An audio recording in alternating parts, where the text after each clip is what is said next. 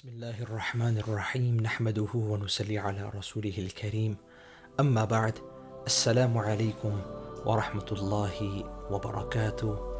I pray that each and every single one of you is doing well, inshallah.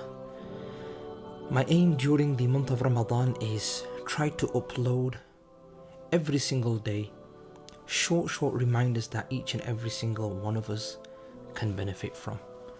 Before I start today's reminder, I would like each and every single one of you to like, share and subscribe to our YouTube channel. Spread the message of Rasulullah sallallahu alaihi wasallam and become part of the bigger vision for Islam daily. Allah subhanahu wa ta'ala makes mention in the Holy Quran in Surah al-Baqarah. In Surah al-Baqarah, Allah says, بعد أعوذ بالله من الشيطان الرجيم بسم الله الرحمن الرحيم يا أيها الذين آمنوا كتب عليكم الصيام كما كتب على الذين من قبلكم لعلكم تتقون. O you who believe, fasting is prescribed for you as it was prescribed for those before you, so that you be mindful of Allah subhanahu wa ta'ala. This is Surah al-Baqarah, verse number 183. Very quickly, I just want to give you all a summary of the backdrop of fasting. So before this verse was revealed, and whilst the Prophet sallallahu alaihi wasallam was living in the city of Makkah al-Mukarramah, prior to becoming a prophet and also after becoming a prophet, it was the custom of the time that the Arabs would fast in the month of Muharram, which was known as the day of Ashura, the 10th of Muharram. And this was an act that the Prophet ﷺ himself would also carry out.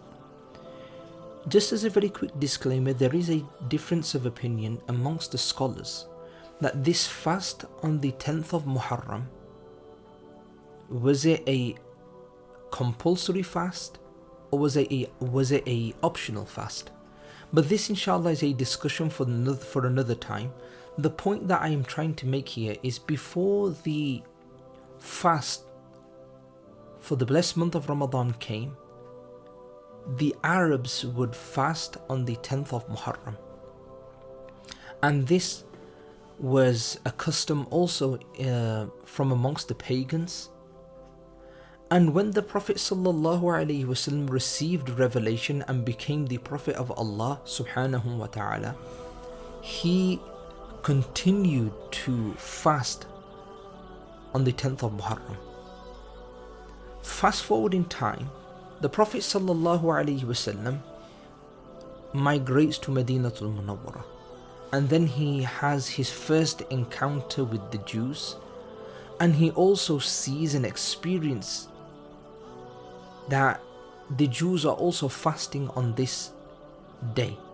And when he asked them, when he questioned them, their reply was that we are fasting on this day out of commemoration, because this was the day when Allah subhanahu wa ta'ala saved Prophet Musa alayhi salatu wassalam from Fir'aun. To which the Prophet sallallahu alayhi wasallam replied that we have and I'm paraphrasing here guys, more of a connection with Prophet Musa alayhi salatu wasalam than the Jews have. Fast forward in time, then the Prophet sallallahu alayhi wasallam receives the revelation, Ya ayyuhalladhina amanu, O you who believe, Kutiba alaykum as-siyam, fasting is prescribed for you, Kama kutiba ala alladhina min qablikum, as it was prescribed for those nations before you, لعلكم تتقون, so that you become mindful of Allah subhanahu wa ta'ala. And this is when the obligation of fasting in the month of Ramadan came into existence. And what we learn from this beautiful verse, that this was also an obligation. Fasting was also an obligation to the previous nations as well. That's one thing. The second thing is, what is the purpose and what is our goal by fasting? Allah subhanahu wa ta'ala says, لَعَلَّكُمْ تَتَّقُونَ, that you become God conscious, that you become mindful of Allah subhanahu wa ta'ala, that you gain taqwa. Taqwa, in a nutshell, is that in my day-to-day life, I am conscious that Allah subhanahu wa ta'ala is watching me. It could be in the darkness of the night and during the brightness of the day.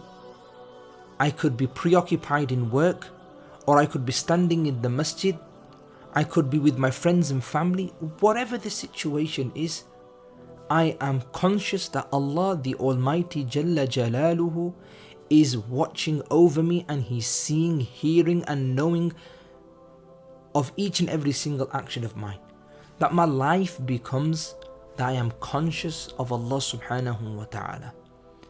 And what is the goal of fasting is that we build this God consciousness, we build this nature, we build this quality. And the way to do this, Allah subhanahu wa ta'ala is indicating in this beautiful verse of Surah al-Baqarah, يَا أَيُّهَا الَّذِينَ آمَنُوا كُتِبَ عَلَيْكُمُ الصِّيَامُ كَمَا كُتِبَ عَلَى الَّذِينَ مِنْ قَبْلِكُمْ لَعَلَّكُمْ تَتَّقُونَ. I've made this and prescribed this for you the way I did for the previous nations. And what is the purpose for me prescribing this to you, O nation and ummah of the beloved Prophet sallallahu alaihi wasallam, is so that you become conscious of Allah subhanahu wa ta'ala and you gain something which is called taqwa. I hope each and every single one of you enjoyed this short little clip. Please like, share and subscribe. Definitely leave a comment in the comment section below. I will see you next time. My name is Muhammad Ali. Assalamu alaikum wa rahmatullahi wa barakatuh.